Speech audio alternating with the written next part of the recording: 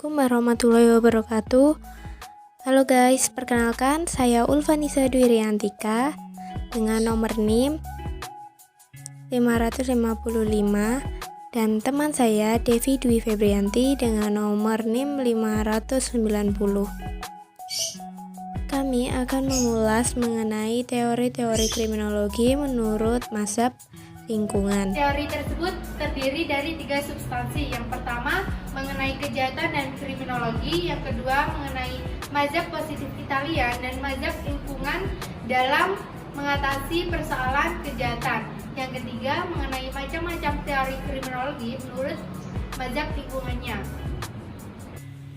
Pada pembahasan substansi pertama, kami akan menjelaskan mengenai apa sih itu kriminologi dan apa itu kejahatan. Kriminologi berasal dari kata krimen dan logos, artinya sebagai ilmu pengetahuan tentang kejahatan.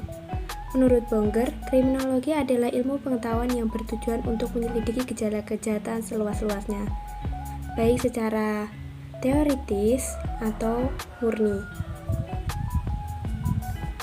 Kriminologi bertujuan untuk memberi petunjuk bagaimana masyarakat dapat memberantas kejahatan dengan hasil yang baik dan lebih menghindarinya, mengantisipasinya, dan bereaksi terhadap semua kebijaksanaan di lapangan hukum pidana, sehingga dengan demikian dapat dicegah kemungkinan timbulnya akibat-akibat yang merugikan baik bagi si pelaku, korban, maupun masyarakat secara keseluruhan. Mazhab-mazhab dan aliran dalam kriminologi merupakan suatu sistem pemikiran yang mengandung suatu kejahatan teori mengenai sebab-sebab kejahatan. Aliran dalam kriminologi dibagi menjadi 5. Yang pertama ada aliran klasik. Aliran ini berdasarkan pada filsafat hedonitis yang memandang bahwa manusia mempunyai kebebasan memilih perbuatan yang dapat memberikan kebahagiaan dan menghindari perbuatan yang memberikan penderitaan. Yang kedua ada aliran kartografik. Aliran ini adanya distribusi kejahatan dalam daerah atau pada wilayah tertentu berdasarkan faktor geografik dan sosial. Yang ketiga ada aliran sosiolis. Aliran ini memandang kejahatan sebagai hasil, sebagai akibat, atau sebagai akibat lainnya. Aliran ini menghubungkan kondisi kejahatan dengan kondisi ekonomi yang dianggap memiliki hubungan sebab akibat. Yang keempat ada aliran positif. Manusia diakui sebagai makhluk yang mempunyai kehendak bebas menentukan pilihannya. Akan tetapi, aliran ini berpendapat bahwa kehendak manusia tersebut tidak terlepas dari pengaruh faktor lingkungannya. Yang terakhir ada aliran sosiologis. Aliran ini proses terjadinya langkah laku jahat tidaklah berbeda dengan tingkah laku lainnya, termasuk tingkah laku yang baik. Selanjutnya yaitu kejahatan. Kejahatan akan dijelaskan oleh teman saya, Devi. Substansi yang pertama yaitu pengertian kejahatan adalah perbuatan atau tindakan yang jahat yang lazim orang ketahui atau mendengar. Perbuatan yang jahat seperti pembunuhan, pencurian, pencabulan, penipuan, penganiayaan, dan lain-lain yang dilakukan oleh manusia. Menurut Richard Quinley, definisi tentang tindak kejahatan perilaku yang melanggar hukum adalah perilaku manusia yang diciptakan oleh para pelaku yang berwenang dalam masyarakat yang terorganisasi secara politik atau kualifikasi atas perilaku yang melanggar hukum, dirumuskan oleh warga-warga masyarakat yang mempunyai kekuasaan. Kejahatan adalah gambaran perilaku yang bertentangan dengan kepentingan kelompok masyarakat yang memiliki kekuasaan untuk membentuk kebijakan publik atau perumusan pelanggaran hukum merupakan perumusan tentang perilaku yang bertentangan dengan kepentingan pihak-pihak yang membuat perumusan. Dilihat dari segi sosiologis, kejahatan merupakan salah satu jenis gejala sosial yang berkenaan dengan individu atau masyarakat. Kejahatan timbul disebabkan oleh yang pertama, teori biologis. Teori ini mengatakan faktor-faktor fisiologis dan struktur jasmania seseorang dibawa sejak lahir melalui gen dan keturunan dapat memunculkan penyimpangan tingkah laku. Pewarisan tipe-tipe kecenderungan abnormal dapat membuahkan tingkah laku menyimpang dan menimbulkan tingkah laku sosiopatik. Misalnya cacat bawaan yang berkaitan dengan sifat-sifat kriminal serta penyakit mental. Faktor biologis juga menggambarkan bahwa kejahatan dapat dilihat dari fisik pelaku kejahatan itu. Misalnya, dapat dilihat dari ciri-ciri biologis tertentu seperti muka yang tidak simetris, bibir tebal, hidung basah, dan lain-lain. Namun, hal ini tidak bisa dijadikan sebagai faktor penyebab terjadinya kejahatan karena sebagai teori yang digunakan untuk mengidentikan seseorang pelaku kejahatan. Selain itu, pelaku kejahatan memiliki bakat jahat yang dimiliki sejak lahir yang diperoleh dari warisan nenek moyang, karena penjahat dilahirkan dengan memiliki warisan tindakan yang jahat. Yang kedua, teori psikogenesis mengatakan bahwa perilaku kriminalitas timbul karena faktor inteligensi, ciri kepribadian, motivasi, sikap-sikap yang salah, fantasi, rasionalisasi, internalisasi diri yang keliru. Artinya, perilaku jahat merupakan reaksi terhadap masalah psikis, misalnya ada keluarga yang hancur akibat penceraian atau salah asuhan karena orang tua sibuk berkarir. Faktor lain yang menyebabkan terjadinya kejahatan adalah psikologis dari seorang pelaku kejahatan. Maksudnya adalah pelaku memberikan respon terhadap berbagai macam tekanan kepribadian yang mendorong mereka untuk melakukan kejahatan. Faktor ini didominasi karena pribadi seseorang yang tertekan dengan keadaan hidupnya yang tak kunjung membaik atau frustasi. Yang ketiga, teori sosiogenesis, bahwa penyebab tingkah laku jahat murni sosiologis atau sosial psikologis adalah pengaruh struktur sosial yang deviatif, status sosial, atau internalisasi simbolis yang keliru. Pelaku jahat dibentuk oleh lingkungan yang buruk dan jahat, kondisi sekolah yang kurang menarik, dan pergaulan yang tidak terarahkan oleh nilai-nilai kesusilaan. Teori ini mengungkapkan bahwa penyebab kejahatan karena dipengaruhi oleh faktor lingkungan sekitarnya, baik lingkungan keluarga, ekonomi, sosial, dan budaya. Teori ini mengarahkan kita bahwa orang memiliki kecenderungan bisa melakukan kejahatan karena proses meniru keadaan sekelilingnya. Yang keempat, teori subkultural delinquency. Teori ini, perilaku jahat adalah sifat-sifat struktur sosial dengan pola budaya yang khas dari lingkungan dan masyarakat yang dialami oleh penjahat. Hal itu terjadi karena populasi yang padat, status sosial ekonomi penghuninya rendah, kondisi fisik perkampungan yang sangat buruk, atau juga karena banyak disorganisasi familiar dan sosial bertingkat tinggi. Faktor ini terjadi kejahatan karena penyebab kejahatan dilihat berdasarkan letak suatu daerah tertentu tempat terjadinya suatu kejahatan. Dalam hal ini terletak di luar dari diri pelaku kejahatan. Biasanya daerah perkotaan yang rawan daripada pedesaan terjadinya suatu kejahatan, misalnya kejahatan terhadap harta benda, pencurian, ataupun perampokan. Hal ini terjadi karena biasanya orang-orang yang tinggal di perkotaan akan memikirkan strata sosial daripada keamanan dirinya dengan memiliki pola hidup yang konsumtif dan cenderung foya-foya.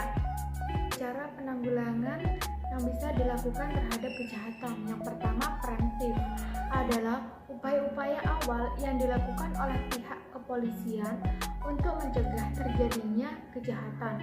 Usaha-usaha yang dilakukan dalam penanggulangan kejahatan secara preventif adalah menanamkan nilai-nilai dan norma-norma yang baik sehingga norma-norma tersebut terinternalisasi dalam setiap diri seseorang. Meskipun ada kesempatan untuk melakukan kejahatan, tapi tidak ada niat untuk melakukan hal tersebut, maka tidak akan terjadi kejahatan. Jadi, dalam usaha preventif, faktor niat menjadi hilang meskipun ada kesempatan. Yang kedua, preventif. Upaya ini adalah tindak lanjut dari upaya preventif yang masih dalam tahap pencegahan sebelum terjadinya kejahatan. Upaya preventif yang ditekankan adalah menghilangkan kesempatan untuk melakukan kejahatan. Mencegah kejahatan lebih baik daripada mendidik penjahat menjadi lebih baik kembali.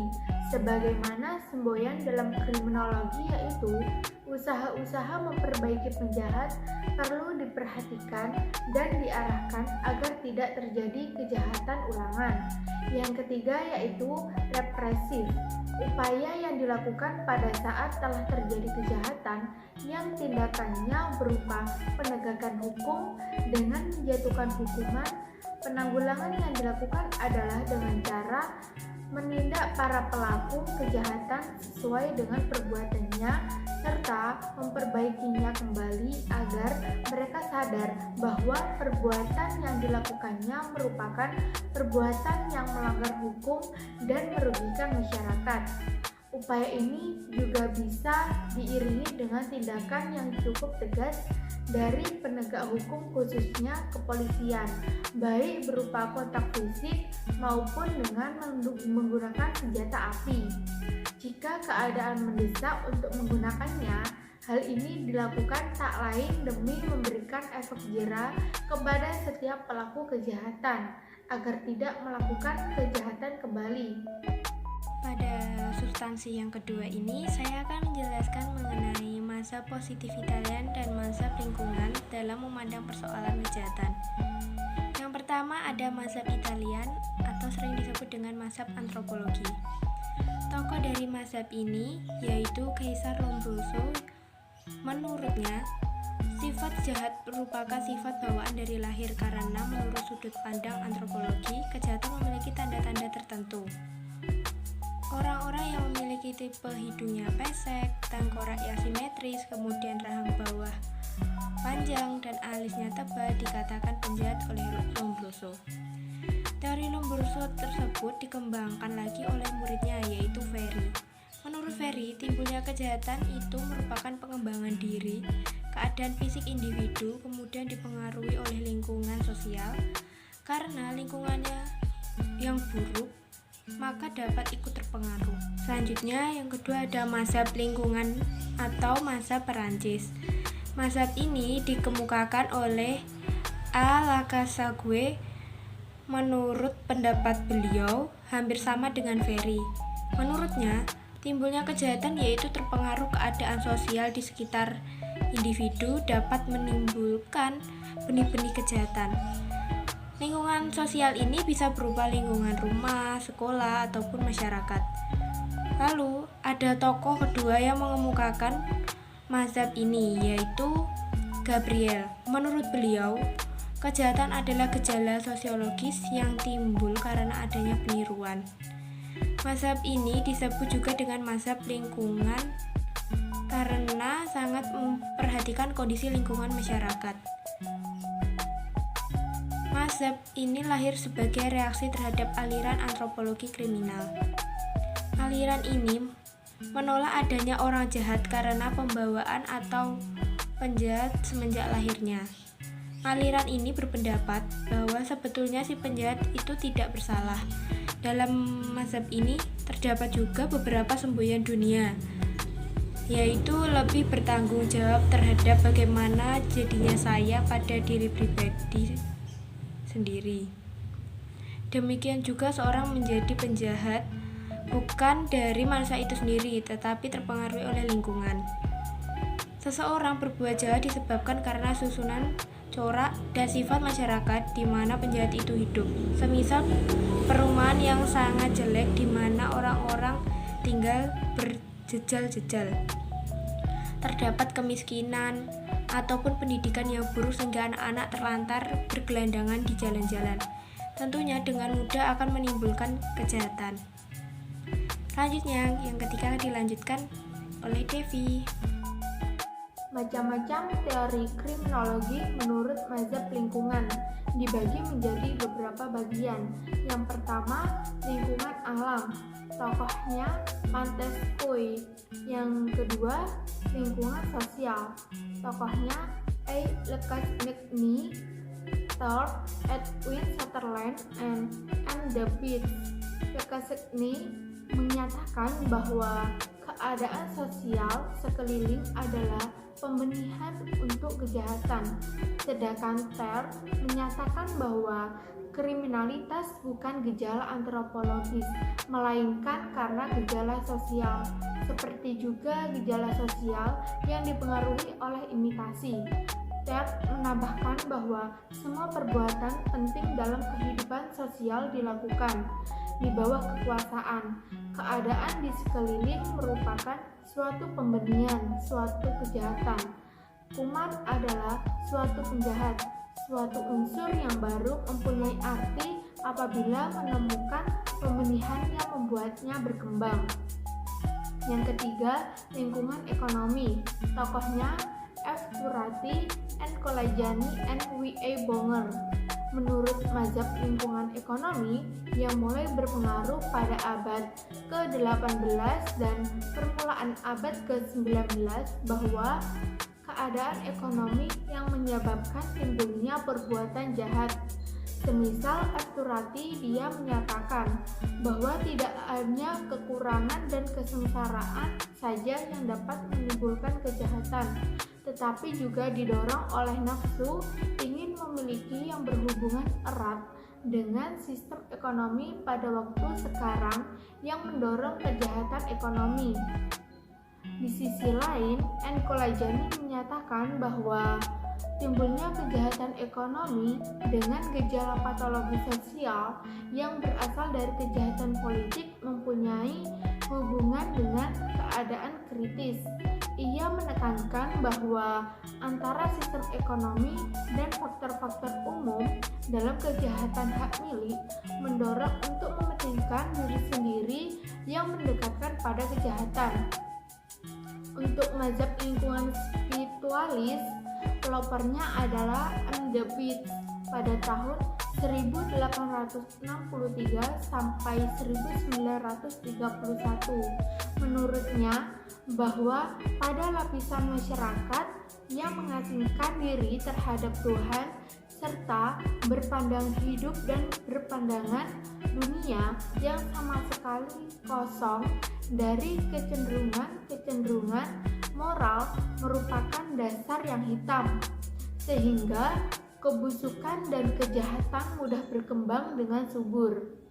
Ternyata ajaran Beats ini mendapatkan kritikan dari berbagai kalangan, semisal Ferry yang menyatakan kejahatan orang-orang tidak mau masuk gereja untuk beribadah memang semakin bertambah, akan tetapi belum dapat dikatakan besar.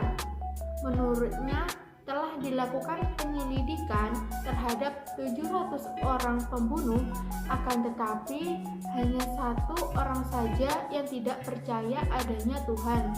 Ini juga diperkuat oleh perkataan J.W. Horsley, seorang pendeta penjara Inggris, bahwa di antara 28.351 penjahat, kurang lebih hanya ada 50 orang yang betul-betul dapat dianggap tidak percaya adanya Tuhan. Untuk aliran kriminologi lingkungan sosial dapat dikelompokkan menjadi 3 kategori umum. Yang pertama, anomi atau ketiadaan norma atau ketegangan. Teori anomi dan penyimpangan budaya memusatkan perhatian pada kekuatan-kekuatan sosial yang menyebabkan orang melakukan aktivitas kriminal. Teori ini berasumsi bahwa kelas sosial dan tingkah laku kriminal saling berhubungan. Penganut teori anomi beranggapan bahwa seluruh anggota masyarakat mengikuti seperangkat nilai-nilai budaya, yaitu nilai-nilai budaya kelas menengah, yakni adanya anggapan bahwa nilai budaya terpenting adalah keberhasilan dalam ekonomi. karena orang-orang kelas bawah tidak mempunyai sarana-sarana yang sah. Untuk mencapai tujuan tersebut, seperti gaji tinggi, bidang usaha yang maju, dan lain-lain, mereka menjadi frustasi dan beralih menggunakan sarana-sarana yang tidak sah. Yang kedua, penyimpangan budaya. Penganut teori penyimpangan budaya mengklaim bahwa orang-orang dari kelas bawah memiliki seperangkat nilai-nilai yang berbeda yang cenderung konflik dengan nilai-nilai kelas menengah. Sebagai konsekuensinya, manakala orang-orang kelas bawah mengikuti sistem nilai mereka sendiri, mereka mungkin telah melanggar norma-norma konvensional dengan cara mencuri, merampok, dan sebagainya. Yang ketiga yaitu kontrol sosial, merujuk pada setiap perspektif yang membahas ihwal pengendalian perilaku manusia, yaitu delinquency dan kejahatan terkait dengan variabel-variabel yang bersifat sosiologis, yaitu struktur keluarga, pendidikan, dan kelompok dominan. Kesimpulan pada nomor 1 yaitu kejahatan adalah penyimpangan perilaku yang merugikan masyarakat dan melanggar hukum yang tercantum dalam undang-undang. Sifat jahat diukur dan dapat dikatakan jahat apabila perasaan masing-masing manusia, karena setiap orang berbeda dalam memandang kejahatan. Selanjutnya, kriminologi. Kriminologi berasal dari kata krimen dan logos, artinya sebagai ilmu pengetahuan tentang kejahatan. Kriminologi adalah ilmu pengetahuan yang bertujuan menyelidiki gejala kejahatan seluas-luasnya, atau kriminologi teoritis ataupun murni. Kriminologi sendiri memiliki beberapa aliran, yaitu aliran klasik, kartografik, sosiolis, positif, dan sosiologis. Pada nomor 2 yaitu tokoh dari mazhab Italian atau mazhab antropologi, yaitu Kaisar Lombroso. Menurut Lombroso, sifat jahat merupakan sifat bawaan dari lahir. Karena menurut sudut pandang antropologi, kejahatan memiliki tanda-tanda tertentu. Kemudian teori Lombroso ini dikembangkan oleh muridnya, yaitu Ferry. Menurutnya, timbulnya kejahatan itu merupakan pengembangan diri keadaan fisik individu, kemudian dipengaruhi lingkungan sosial. Karena jika lingkungannya buruk, maka dapat ikut terpengaruh. Lalu mazhab lingkungan atau mazhab Perancis. Mazhab ini dikemukakan oleh Le Cassagne. Menurutnya timbulnya kejahatan yaitu terpengaruh keadaan sosial di sekitar individu dapat menimbulkan benih-benih kejahatan. Lalu tokoh lainnya ada Gabriel. Menurut beliau, kejahatan adalah gejala sosiologis yang timbul karena adanya peniruan. Pada nomor 3 yaitu teori mazhab lingkungan dibagi menjadi 3. Yang pertama, lingkungan alam, tokohnya Montesquieu. Yang kedua, lingkungan sosial, tokohnya Le Quesnay, Guittrard, Edwin Sutherland, and M. De Bit. Yang ketiga, lingkungan ekonomi, tokohnya F. Turani, N. Colajani, W. A. Bonger. Untuk aliran kriminologi lingkungan sosial dapat dikelompokkan menjadi 3 kategori. Yang pertama, anomi atau ketiadaan norma atau ketegangan. Yang kedua, penyimpangan budaya. Yang ketiga, kontrol sosial.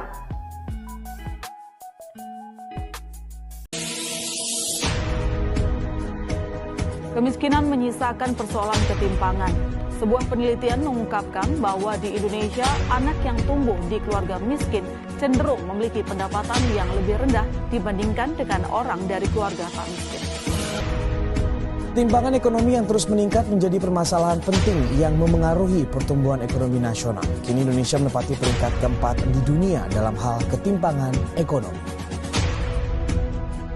Temuan limbah medis jenis B3 atau bahan berbahaya dan beracun pada bulan Februari lalu yang tercampur satu dengan sampah rumah tangga di tempat pembuangan akhir Bakung Bandar Lampung yang diketahui kiriman dari Rumah Sakit Urip Sumoharjo. Kini penanganan kasusnya belum menemukan titik terang. Pasalnya kepolisian belum menetapkan tindak pidana hukum dalam kasus pembuangan limbah medis ini. Dari periode tanggal 1 sampai 15 Februari 2021, Polrestabes Bandung mengungkap 13 kasus kejahatan. Di antaranya 9 kasus pencurian dengan kekerasan, 2 kasus pencurian kendaraan bermotor. Selaku kriminolog tentu saya mengharapkan ada motif yang lebih serius ya, lebih seru begitu. Bukan sekedar untuk mendapatkan uang milik korban. Mengapa demikian? Karena kalau untuk mendapatkan uang korban sebetulnya cukup dengan dibegal, dibuat tidak sadar, sehingga kemudian lalu uang bisa diambil tanpa harus dibunuh dan apalagi dimutilasi. Indonesia atau KPAI mencatat peningkatan kasus kejahatan siber dan pornografi anak selama 5 tahun terakhir. Pada tahun 2014 terdapat 322 kasus kejahatan siber pada anak. Sementara pada tahun 2019 meningkat hingga 679 kasus. Malang beserta Polsek jajaran berhasil meringkus 23 tersangka yang terlibat dalam 20 kasus kejahatan seperti curang, gendam, pemerasan, penganiayaan, curanmor, pencurian hewan dan kejahatan jalanan lainnya dalam kurun waktu 15 hari terakhir sejak 1 Januari lalu. Dalam rilis kasus di Mapolres Malang, Kapolres Malang AKBP Yade Setiawan Ujung menyebutkan ada beberapa kasus yang menonjol yang berhasil diungkap, seperti pencurian hewan ternak sapi jenis limousin, curanmor yang menyasar sepeda motor yang terparkir di halaman masjid sebanyak 16 kali, hingga kasus penggelapan truk. Ia juga mengungkapkan sejumlah wilayah rawan kejahatan seperti Poncokusumo, Turen, Singosari, dan Dampit. Inilah 26 orang pelaku kasus peredaran narkoba dan tindak kriminal yang ditangkap Polres Kediri Kota. Mereka ditangkap dalam kurun waktu kejadian kasus selama 1 bulan terakhir. 26 orang tersebut terdiri dari 15 kasus tindak pidana penipuan penggelapan, pencurian kendaraan bermotor, penadah hasil curian, perjudian, serta pengedar narkoba. Menurut petugas, keberhasilan pengungkapan kasus tersebut juga merupakan peran aktif masyarakat selama ini. Dari tangkapan itu, petugas menyita sabu 14 gram, ratusan ribu pil double L, 2 ayam petarung, serta 3 unit sepeda motor. Begal, alhamdulillah dalam waktu 3 bulan ini sangat drastis berkurangnya karena kita banyak melakukan pengungkapan kasus dan kita melakukan tindakan tegas dan terukur terhadap para pelakunya. Sehingga Kota Bandung kita rasakan sendiri sangat drastis jauh dari geng motor maupun dari begal. Itu menurutnya berapa persennya? Ya, hampir 80%. Jadi kalau biasanya dalam 1 minggu itu ada bisa 5, 6, sekarang 1 bulan itu bisa hanya 1. Ketika kemudian mutilasi dilakukan, ternyata itu juga bukan pilihan yang benar. Mengapa demikian? Karena ternyata jasad korban itu disimpan di apartemen yang lain, yang kemudian ketahuan, sehingga kemudian ketahuanlah seluruh kegiatan yang melibatkan pasangan tersebut. Menurut saya, kalau memang dalam hal ini si pelaku memang memutilasi dan kemudian segera membuang jasad korban, apalagi bila dilakukan secara acak ya, sehingga menyulitkan polisi dan masyarakat guna menandai siapa korban, maka sebetulnya cukup ada waktu bagi si pelaku untuk melarikan diri dan kemudian tidak ketahuan. Permasalahannya adalah bahwa begitu kemudian korban ditemukan, maka seluruh rencana kemudian terbongkar. Kalau melihat dari kasus-kasus mutilasi yang pernah terjadi di Indonesia pada tahun-tahun yang lalu, maka motif yang melatar belakangi kejadian tersebut sebetulnya lebih serius, lebih berat. Ya. Umumnya dilandasi dengan konteks percintaan yang patah karena salah seorang itu mengkhianati, ya. Atau juga ada konteks di mana si pelaku ingin mendapatkan pasangan yang baru, ya. Sehingga kemudian lalu si pelaku tidak terima dan bahkan tidak hanya itu, tapi juga lalu kemudian membunuh dan memutilasinya. Yang paling banyak masuk ke kita itu ya kasus kekerasan seksual online, misalnya anak yang diajak untuk memproduksi video pornografi, misalnya kayak gitu, cyberbully, paling itu. Tapi kalau misalkan untuk yang data anak di ini, enggak. Paling yang terjadi ya orang-orang pelaku itu ketika mengincar anak untuk kasus-kasus extortion itu dia mengubah profil dirinya. Dia yang melakukan manipulasi ya, karena dia mengubah profilnya itu menjadi profil anak. Kadang-kadang dia mengubah profilnya menjadi profil seperti gurunya anak, misalkan seperti itu. Jadi mengubah profil gimana caranya dia itu bisa diterima oleh anak untuk melancarkan aksi. Alhamdulillah kita berhasil mengungkap sebanyak 20 kasus di awal tahun ini dengan 23 orang tersangka. Beberapa jenis kejahatan yang dilakukan pengungkapan antara lain curat, pencurian hewan, curanmor, perampasan, pemerasan, dan penggelapan. Untuk kasus narkoba hingga saat ini periode bulan Juni terdapat 8 kasus yang telah kita tangani, di mana dari 8 kasus tersebut 10 tersangka kita amankan dengan barang bukti 14,23 gram sabu-sabu, 250.480 pil double L serta 19 butir pil Triclona.